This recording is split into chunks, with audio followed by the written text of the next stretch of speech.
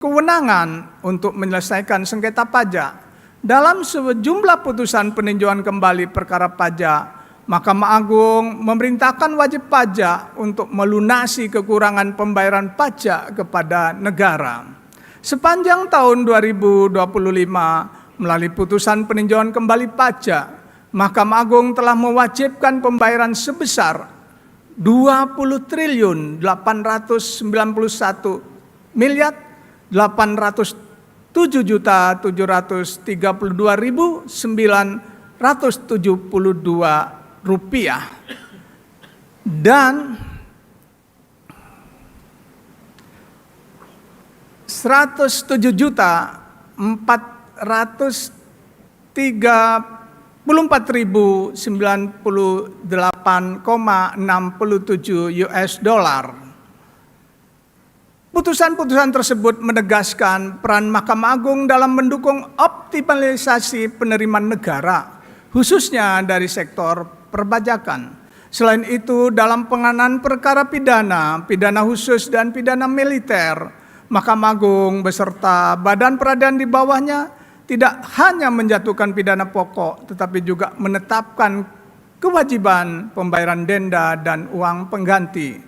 Sepanjang tahun 2025, total nilai denda dan uang pengganti yang ditetapkan melalui putusan pengadilan mencapai 65 triliun 702 miliar 259 juta 123.814 rupiah. Angka ini mencerminkan kontribusi peradilan dalam upaya pemulihan keuangan negara. Sehubungan dengan hal tersebut, Mahkamah Agung menyampaikan apresiasi kepada Kejaksaan Agung Republik Indonesia atas sinergi dalam pelaksanaan eksekusi putusan pengadilan, khususnya yang berkaitan dengan pembayaran denda dan uang pengganti.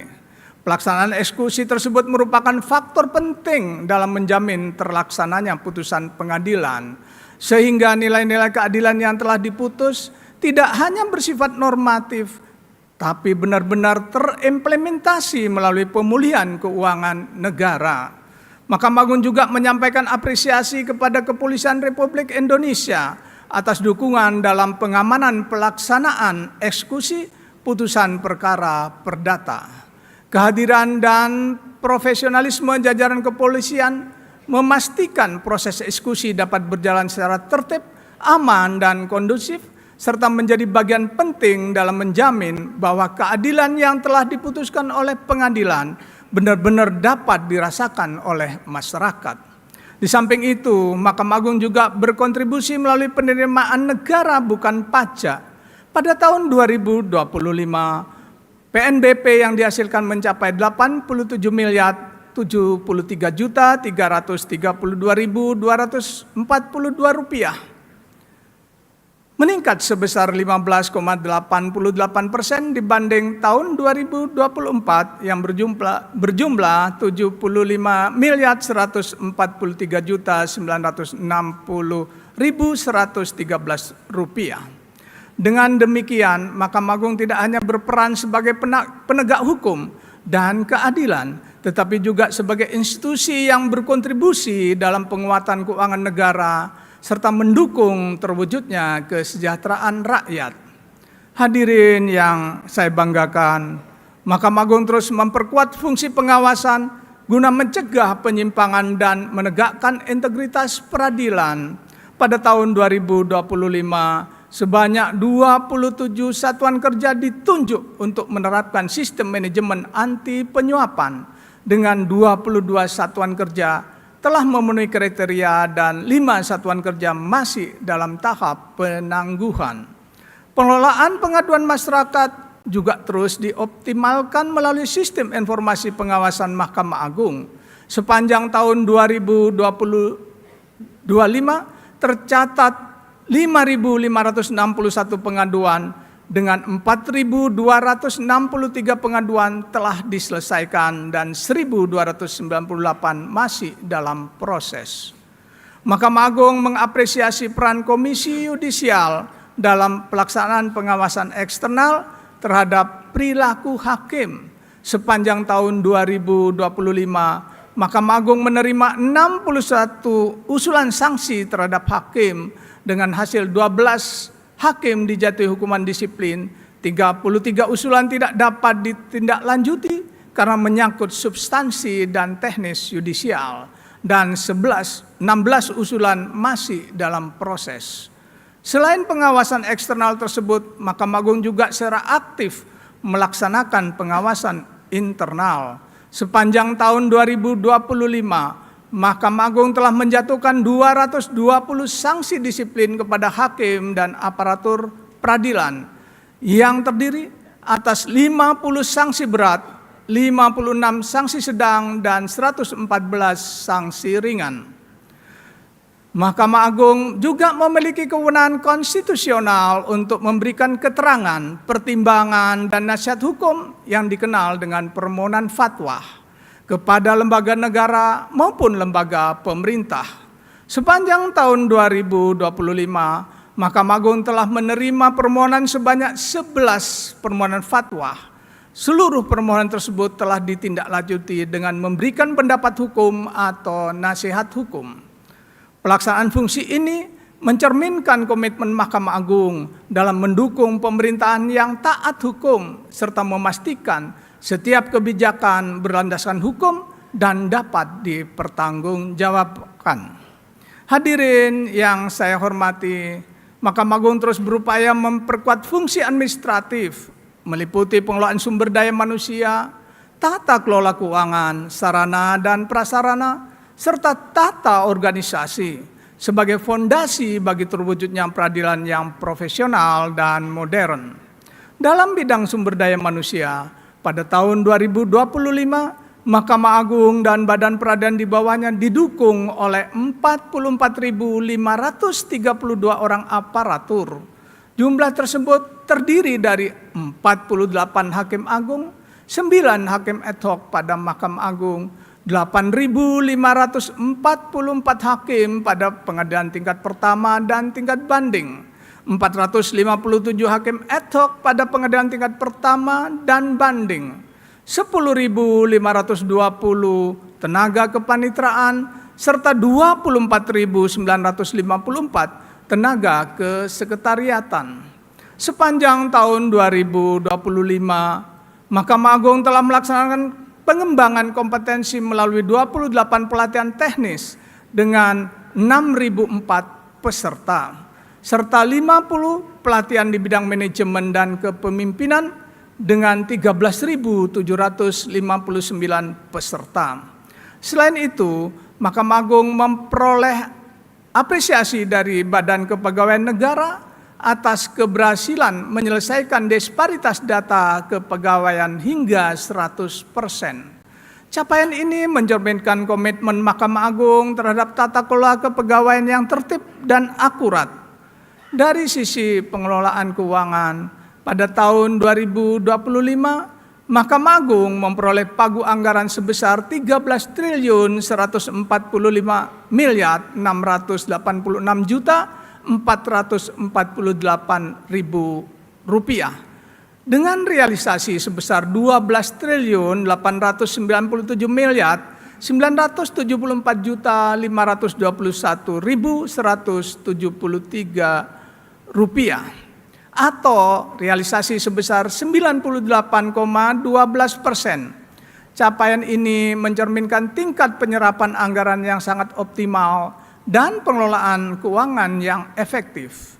Atas kinerja tersebut, laporan keuangan Mahkamah Agung pada tahun 2025 kembali meraih opini wajar tanpa pengecualian dari Badan Pemeriksa Keuangan untuk ke-13 kali berturut-turut, dan juga ditetapkan sebagai role model pelaporan keuangan oleh Kementerian Keuangan.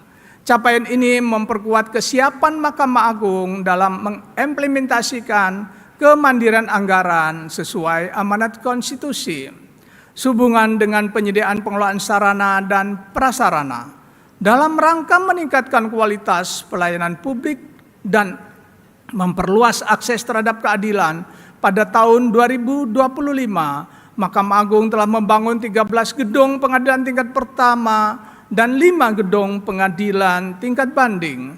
Sejalan dengan itu, Mahkamah Agung terus mengembangkan teknologi informasi peradilan sesuai cetak biru pembaruan peradilan dan kebijakan sistem pemerintahan berbasis elektronik yang mencakup sistem manajemen perkara dan sistem manajemen peradilan.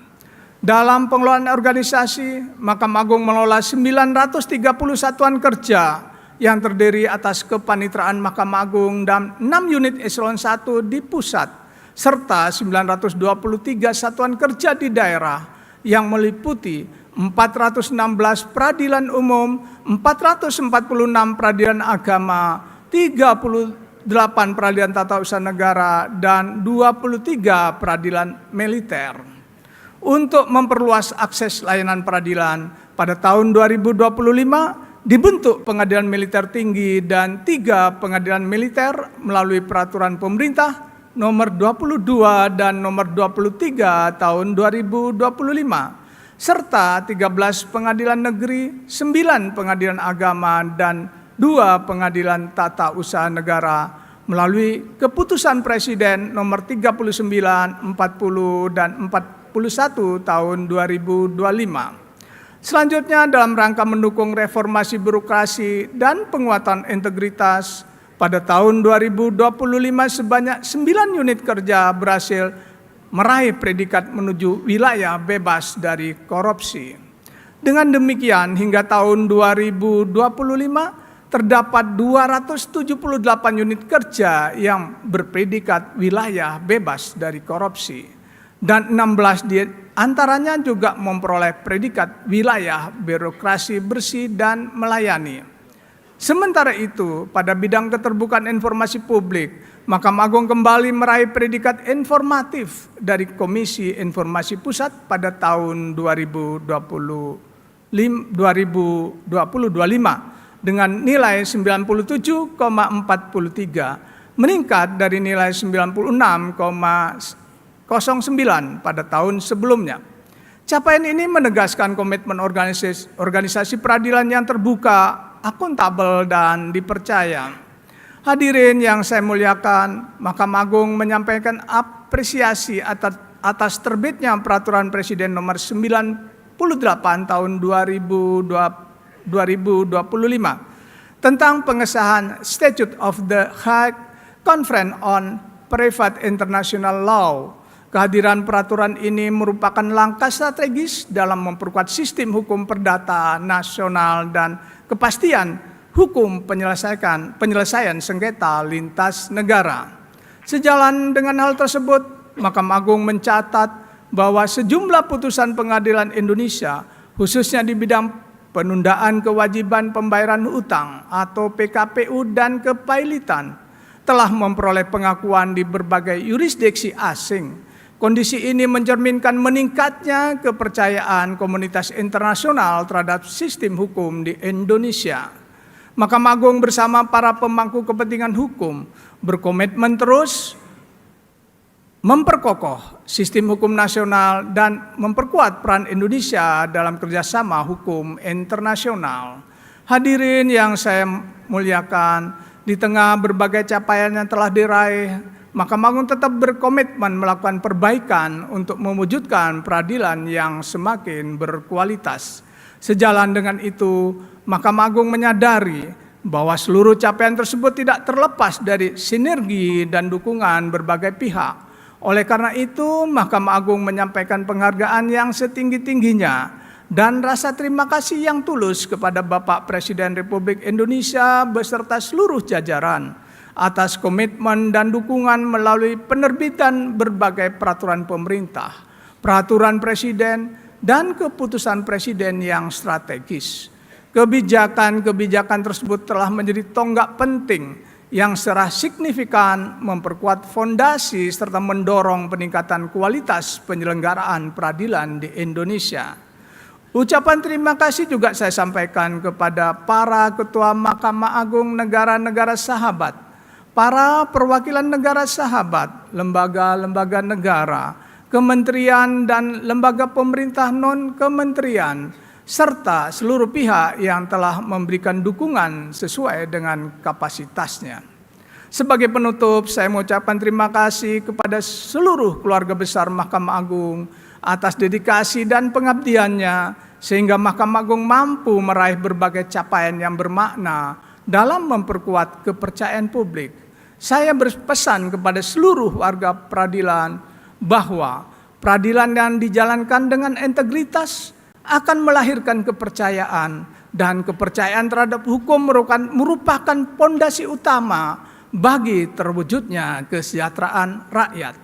Selanjutnya, dengan segala hormat saya mohon perkenan Yang Terhormat Menteri Koordinator Bidang Hukum, Hak Asasi Manusia, Imigrasi dan Pemasyarakatan Republik Indonesia, Bapak Profesor Yusril Ihsa Mahendra SH MSc, untuk menyampaikan pidato kepada seluruh warga peradilan yang mengikuti acara ini, baik secara langsung maupun secara virtual. Demikian penyampaian laporan tahunan Mahkamah Agung tahun 2025. Semoga Allah Subhanahu wa Ta'ala, Tuhan yang Maha Esa, senantiasa memberikan bimbingan kepada kita dalam menjalankan pengabdian kepada bangsa dan negara. Amin ya rabbal alamin.